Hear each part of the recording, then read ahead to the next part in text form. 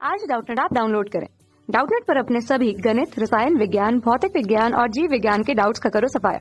बस प्रश्न की फोटो खींचो, एक ही प्रश्न को क्रॉप करो और तुरंत वीडियो सोल्यूशन पाओ। अभी डाउनलोड करें। हेलो फ्रेंड्स, हमारा क्वेश्चन है आर त्रिज्या के एक गोले में ए तथा बी के बीच घर्षण रहित तार लगा है। एक बहुत छोटी गोलाकार गेंद जो है इस तार पर फिसलती है, तो गेंद का जो है ए से बी तक फिसलने में लगा समय है। तो चार ऑप्शन गिवन है। पहला हमारा क्या है, 2√GR divided by g cos theta. Second हमारा 2√GR cos theta divided by ji.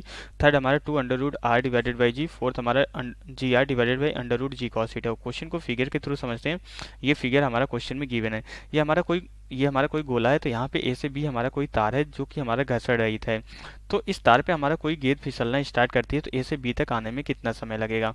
Okay, तो यहाँ पे हम जो है इस क्वेश्चन को जो है इस फिगर के थ्रू सॉल्व करते हैं। यहाँ से हम ऑब्जर्व करते हैं क्वेश्चन को क्या गिवन है। ओके, ये मान लेते हैं हमारे उसका सेंटर है। ओके, अगर ये हमारा केंद्र है तो ये हमारी क्या हो जाएगी, ये हमारी त्रिज्या हो जाएगी। ओके, अब इसके बाद अगर हमारा यहाँ पे ये फिसल रहा है, ये हमारा ए पॉइंट है, ये हमारा बी पॉइंट है और ये सी पॉइंट है। अगर फिसल रहा है तो हम जब भी समय को कैलकुलेट करते हैं न्यूटन की गति का दूसरा समीकरण यूज करते हैं। तो क्या होता है हमारे न्यूटन की गति का दूसरा समीकरण, यहाँ पे होता है एस इक्वल टू क्या होता है, U T plus half A T square के बराबर होता है। यहाँ पे हमें जो है समय निकालना है। प्रारंभिक वेग इसका 0 होगा क्योंकि ये फिसलना यहाँ से स्टार्ट कर रही है। विस्थापन हमें पता ही है ए से बी के बराबर है, लेकिन हमें त्वरण के बारे में नहीं पता है। तो यहाँ से थोड़ा सा हम लिख लेते हैं। यहाँ पे हमारा विस्थापन कितना हो जाएगा, ए इंटू बी। हमारा ए बी इक्वल टू कितना, प्रारंभिक वेग 0 क्योंकि फिसलना प्रारंभ कर रही है। तो ये हमारा 1/2 ए इंटू टी स्क्वायर हो जाएगा। इसको समीकरण 1 मान लेते हैं। अगर हमें टी की वैल्यू कैलकुलेट करना है तो ए बी और ए कैलकुलेट करना पड़ेगा। ए बी तो हम यहाँ से कैलकुलेट कर सकते हैं आसानी से। कैसे, ये एंगल हमारा क्वेश्चन में थीटा गिवन है। ओके, अगर ये एंगल हमारा थीटा गिवन है तो हमारा ए बी सी क्या हो जाएगा, समकोण त्रिभुज। क्योंकि हमें जो है वृत्त की प्रॉपर्टी से ये पता है कि हमारा जो है कोई भी जीवा जो है परिधि पे हमेशा जो है 90 डिग्री का एंगल बनाती है। हमारा जो है 90 डिग्री हो जाएगा, 90 अंश का कोण हो जाएगा ये। तो अगर ये 90 डिग्री है तो ये हमारा ए बी सी एक समकोण त्रिभुज हो जाएगा।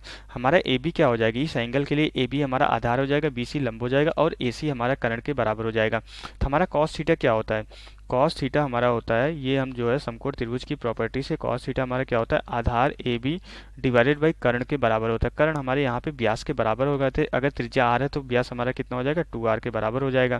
तो यहाँ से ए बी की वैल्यू तो हमने कैलकुलेट कर लिया, कितना आ गया हमारा 2r कॉस थीटा के बराबर आ गए। लेकिन हमें क्या करना है, हमें इसका त्वरण कैलकुलेट करना है। त्वरण कैलकुलेट करने के लिए हमें क्या करना पड़ेगा, ये किस बल की वजह से फिसल रहा, परिणामी बल हमें पहले कैलकुलेट करना पड़ेगा। वहां से न्यूटन का दूसरा समीकरण यूज करके हम जो है त्वरण कैलकुलेट कर सकते हैं। अब इसका अगर हम देखें तो इसका जो है, अगर इस गोले का कुछ ना कुछ द्रव्यमान होगा तो इसका भार जो है यहाँ पे जो है इस तरीके से ऊर्ध्वाधर नीचे की तरफ लग रहा होगा।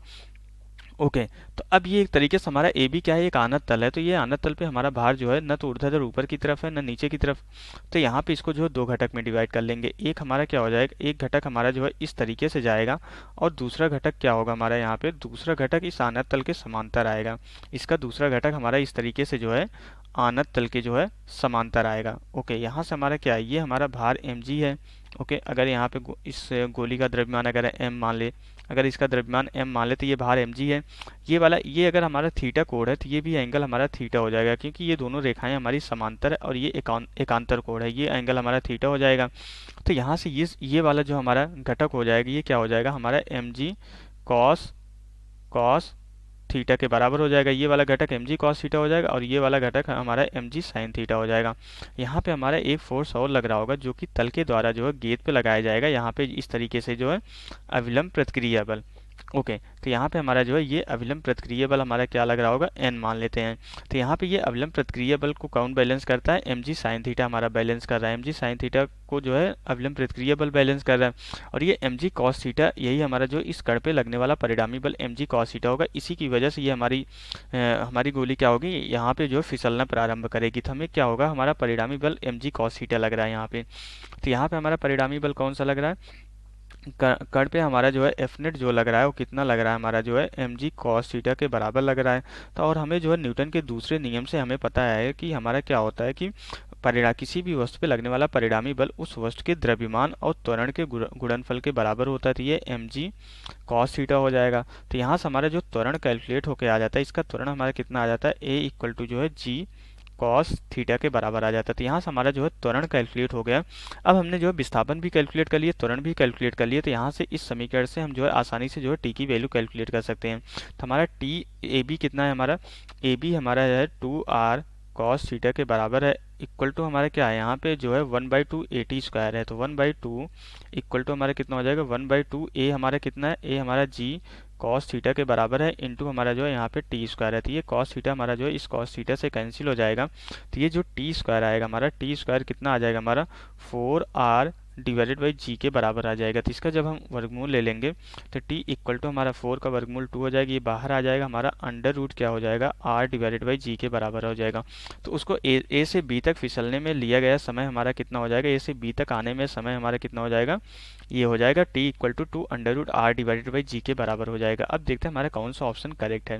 पहले में जहाँ जहाँ कॉस थीटा दिख रहा है वो तो हमारा कैंसिल ही हो जाएगा, क्योंकि कॉस थीटा हमारा आ ही नहीं रहा है टर्म में। तो हमारे यहाँ पे थर्ड ऑप्शन ये जो है करेक्ट हो जाएगा 2 under root r divided by g. तो यहाँ से ए से जो है बी तक आने में जो समय लगेगा कितना लगेगा, यहाँ पे जो है ये 2 under root r divided by g के बराबर लगेगा। तो यहाँ से हमारा क्वेश्चन कंप्लीट हो जाता है। Okay, thank you. कक्षा 6वीं से 12वीं से लेकर नीट, IIT, JEE वो एडवांस के लेवल तक 1 करोड़ से ज्यादा छात्रों का भरोसा। आज ही डाउनलोड करें डाउटनेट ऐप या व्हाट्सएप करें अपने सारे डाउट्स 8400 400 400 पर।